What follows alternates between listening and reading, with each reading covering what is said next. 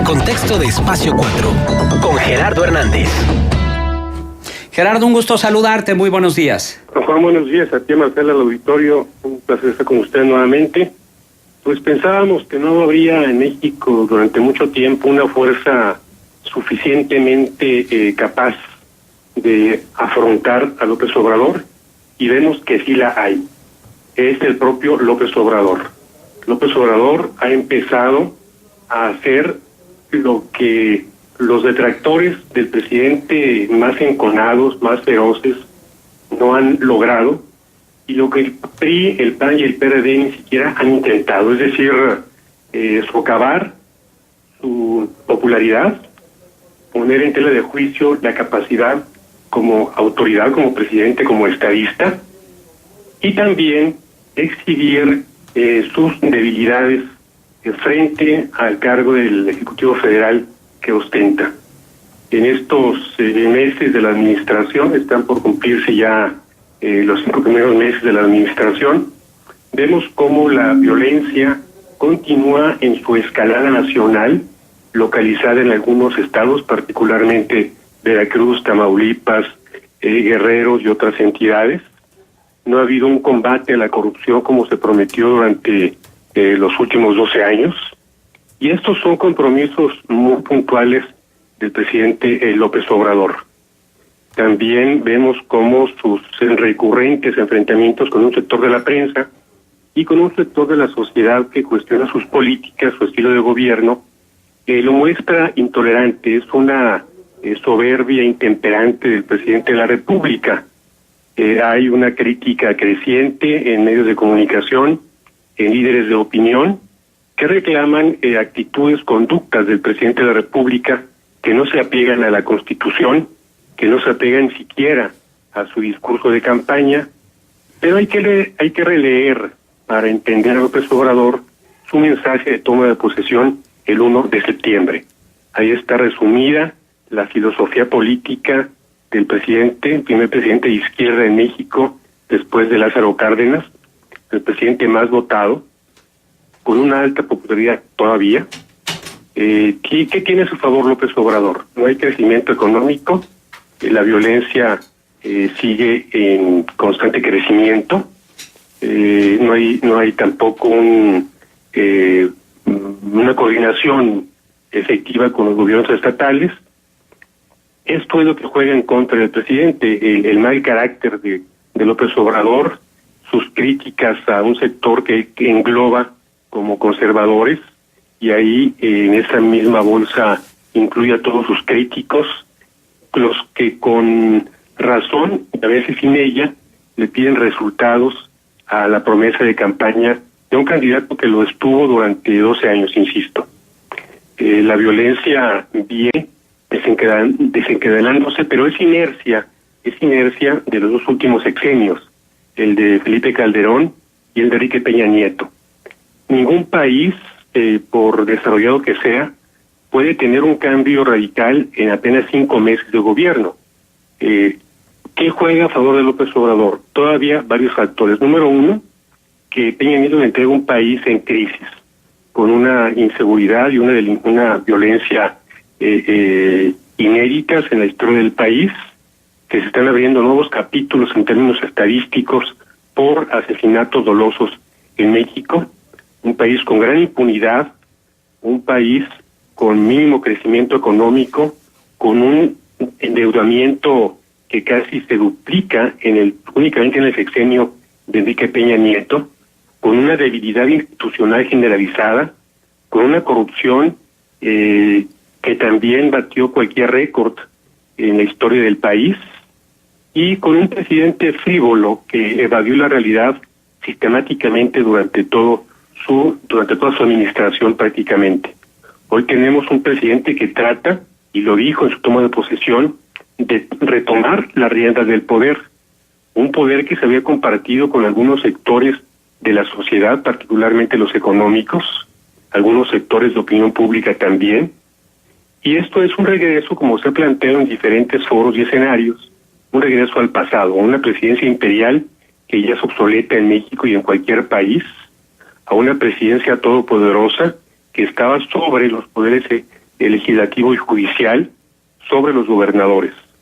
En este aspecto de los gobernadores también decidió López Obrador un cacicazgo en cada entidad, 32 cacicazgos en la República, donde los gobernadores imponían su voluntad, endeudaban, saqueaban a sus estados, había nepotismo, había una gran impunidad, una gran corrupción, y como en el caso de Coahuila, desapariciones forzadas, igual que en otras entidades de la República, masacres, como hemos comentado en este espacio, en Allende, en Piedras Negras, este campo de exterminio, como se denomina al de San Pedro, y también tiene algo que es su principal capital en este momento. Tiene tiempo López Obrador. Tiene todavía 4 años con 7 meses, 5 años con 7 meses para cumplir un programa de gobierno que es radicalmente contrario a los que conocíamos durante los gobiernos a partir de la Madrid y hasta Enrique Peña Nieto. Un gobierno, como lo ha dicho López Obrador, enfocado a los pobres. Y ahí está el principal capital político y electoral de López Obrador. La apuesta con los programas sociales hacia sectores vulnerables de la población que han visto cómo el país en algunos sexenios ha tenido crecimiento, ha tenido cierto grado de riqueza, pero que ese crecimiento y esa riqueza se acumula cada vez en menos manos. Gerardo, pero ¿tú crees Dime. que con este cambio que se va a dar en la estructura de gobierno y la llegada de los delegados federales en los estados, va a acabar también ese cacicazgo del que hablabas de los gobernadores? ¿O qué nos garantiza que nada más sea un cambio de casaca? Es decir, que en lugar de que el cacicazgo lo ejerce el gobernador, ahora lo ejerce el delegado. Sí, bueno, no lo va a ejercer el delegado porque está muy acotado en términos administrativos. No tiene influencia como el gobernador de cualquier estado sobre el poder legislativo, sobre los diputados. Tampoco tiene influencia sobre el poder ejecutivo, sobre el poder judicial, los magistrados, los jueces. La fuerza del delegado dimana del presidente de la República, es decir, el delegado tiene una comunicación directa con el presidente o bien habrá algún filtro. El delegado podrá comunicarse más tiempo con el presidente y con menos dificultades que cualquier gobernador. Los delegados en muchas partes de la República son ahora ya candidatos naturales a la gubernatura, no en todos los casos. Pero, por ejemplo, en Durango, en Veracruz, en otras entidades, sí lo es, en el Estado de México incluso. Entonces el delegado viene a ser un contrapeso.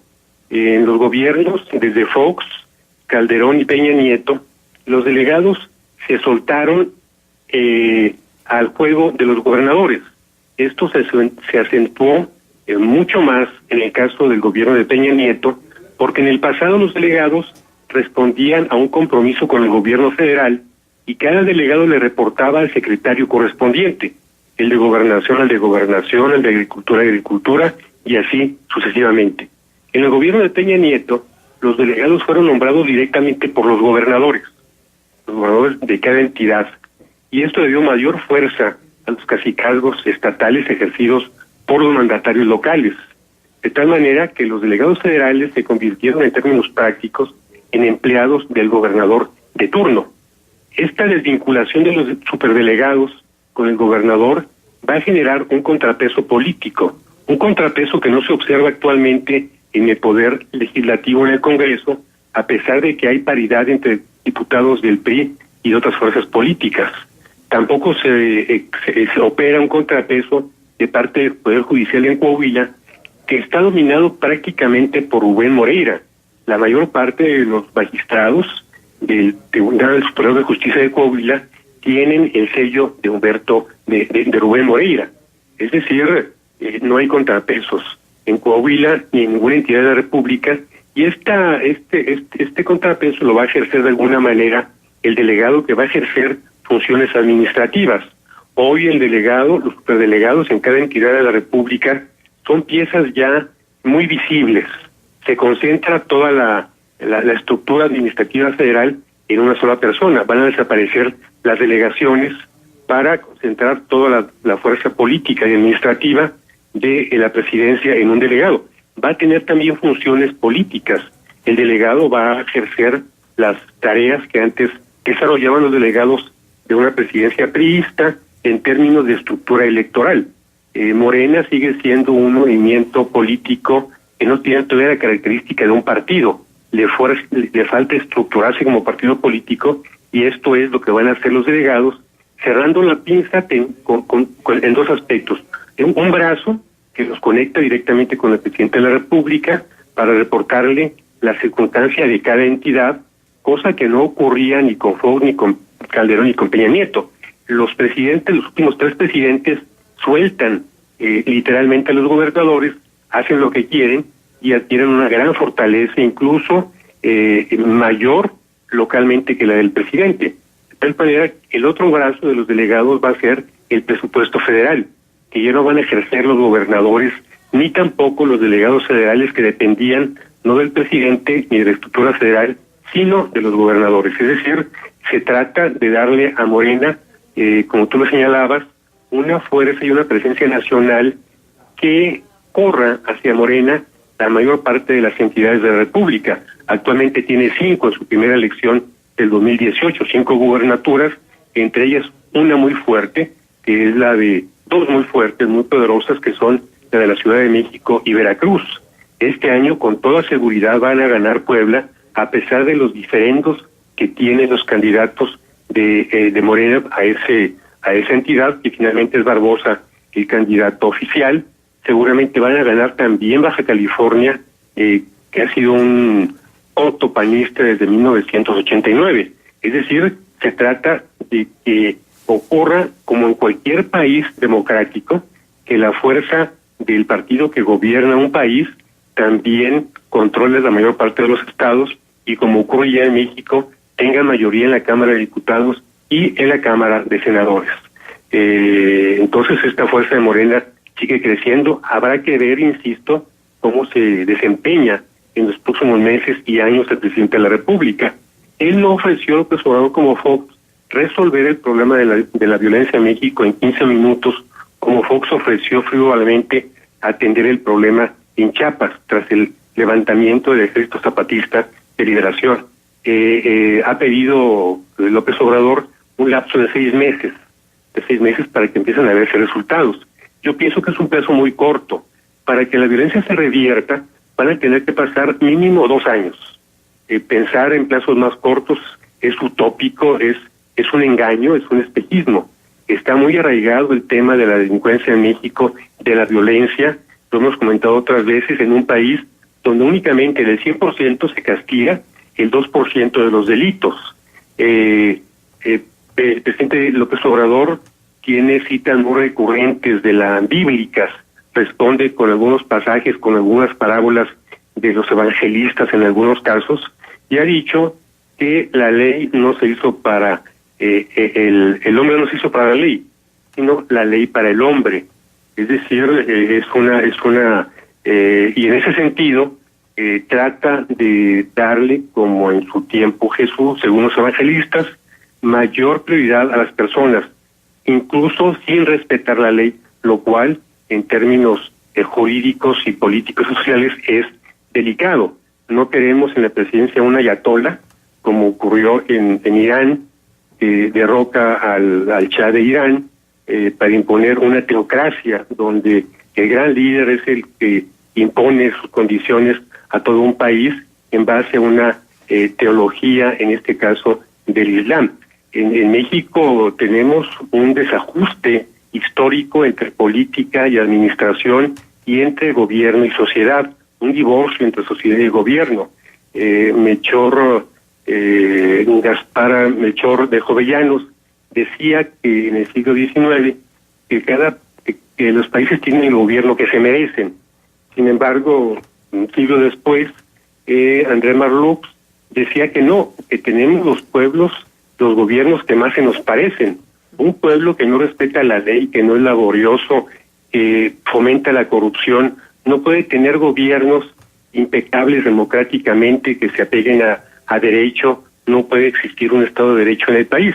Estamos, insisto, en una etapa de ajuste político, democrático, durante mucho tiempo, y eso hay que reconocerlo, se olvidó a las grandes mayorías del país, se concentró la riqueza en pocas manos, ni siquiera en la clase media, ni siquiera en medianos empresarios.